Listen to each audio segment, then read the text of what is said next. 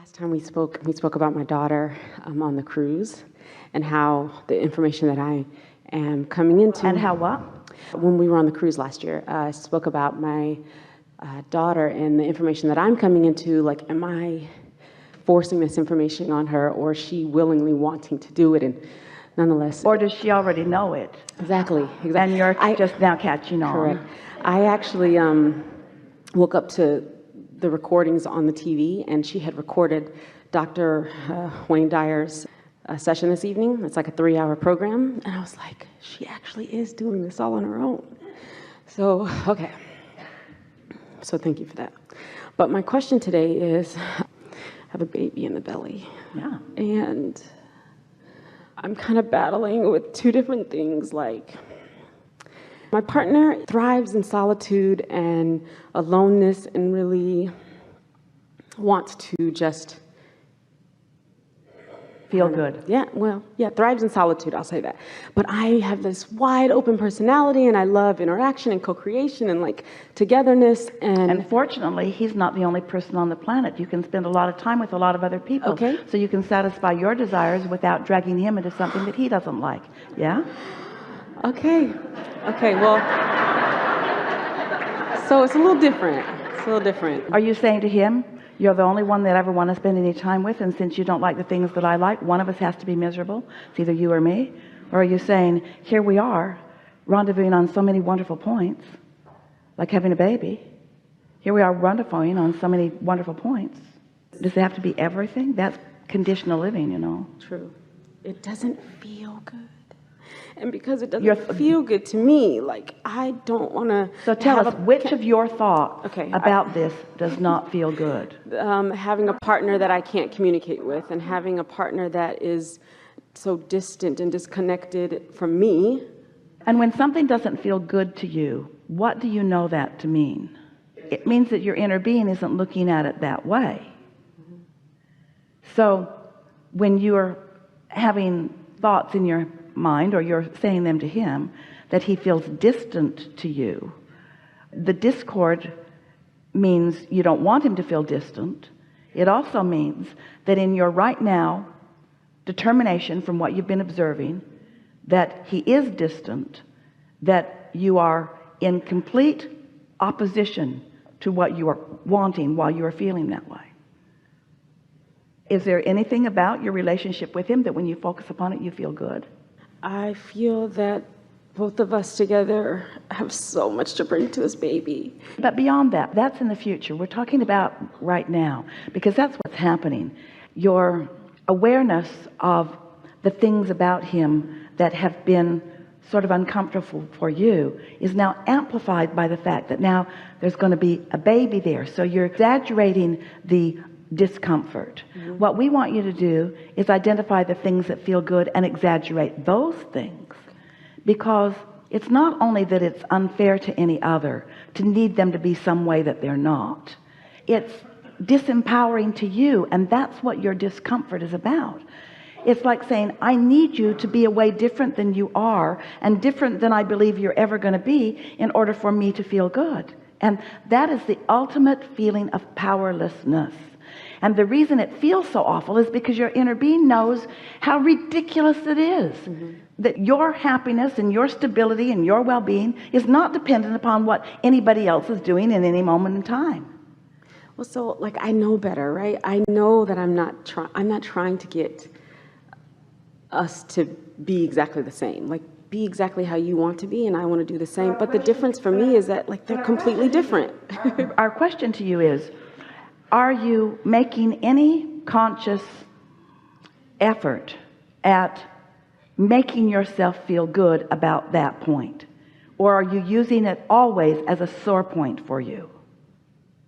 And this is what we mean by this. When you said, your word may not have been solitude, but it was something like that. Solitude. And we said, good. Because we are seeing his desire to feel good as a good thing. You're seeing it as a rejection of you.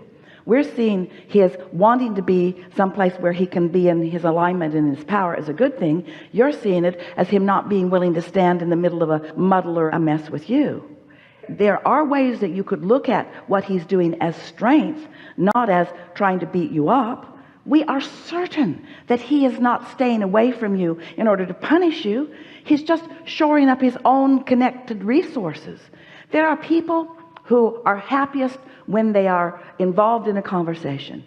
Esther and her daughter, they would be happy to be in an all-day long conversation about every single thing that each of them are living at any point in time. Their pleasure and enjoyment of each other is that supreme.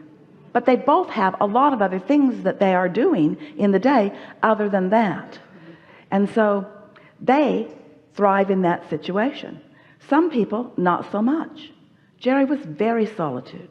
He was very quiet about so many things. He was off doing his thing. Esther was off doing her thing.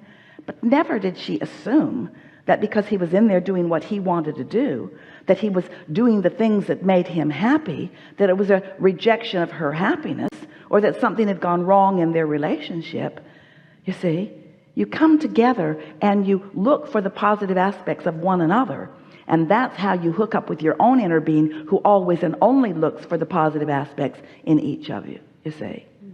So this notion that for you to be happy, he's got to be different, and what can you do about it?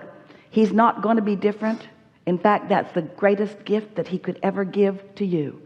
I'm not going to stand on my head so that you can be in alignment, because if I fall into that and I put you in that conditional trap where your happiness is dependent on what I do, then when I do the things that I must do, the many things that I must do, then you are certain for a lot of unhappiness, because we're not going to be side by side every step of the way, all day, every day. And if you can look at it that way and just appreciate all of the things that are so harmonious between you, and not need him to conditionally be a certain way in order for you to feel good, you'll thrive, he'll thrive, your baby will thrive. The very hardest thing for a little one to experience is a mother who's unhappy at his father. That's very hard for kids, or other way around. That's hard on them, because he wants with everything he is to love both, you see. And so it gets a little tricky when you ask anyone to side with you against anyone else. And of course that's not your plan, but unless you're lined up, that usually is the way it turns out, because you can't hide your disapproval or your disappointment. You want to get over it before this baby gets here, you see. Helpful? Not really. I guess it's so frustrating for me because, mind you, I just want to say that it's a female, she. Yeah. Like, let's say, for instance, now her grandmother just passed away and she's currently at the funeral, but requested that I not come because she handles grief on her own, like in private. And to me, it's like, I just want to be there. I would want someone to be there for me if my grandmother passed away, and to not be there for her or be, I don't know, it just feels... You're in an emotional time, and you have some things that you want to come into resolution with. But the most important thing that we want to say to you is, if you've decided that you're going to analyze what just those up close around you, we started to say everyone, but it's not, it's just those up close around you want, and compare them to what you would want, and then try to reconcile why they want something different than you want, and then to torture yourself about it, you're not ever going to be happy, because everybody's approaching things in their own way, you see. And so what you really want is just to be happy. You don't want to change something in order to be happy. You just want to be happy. There isn't anything that you want, whether it's a relationship or money or an experience. There isn't anything that you want for any other reason that you want to be happy. And so it takes some moving through life. Maybe you haven't lived enough life that you're willing to resign that. Maybe it hasn't been miserable enough long enough for you, trying to please people that you can't please and get them to do what you think they need to do. Maybe you need more misery before you will give that up. We think y'all ought to give it up today. Yeah? Yes, ma'am. Yeah.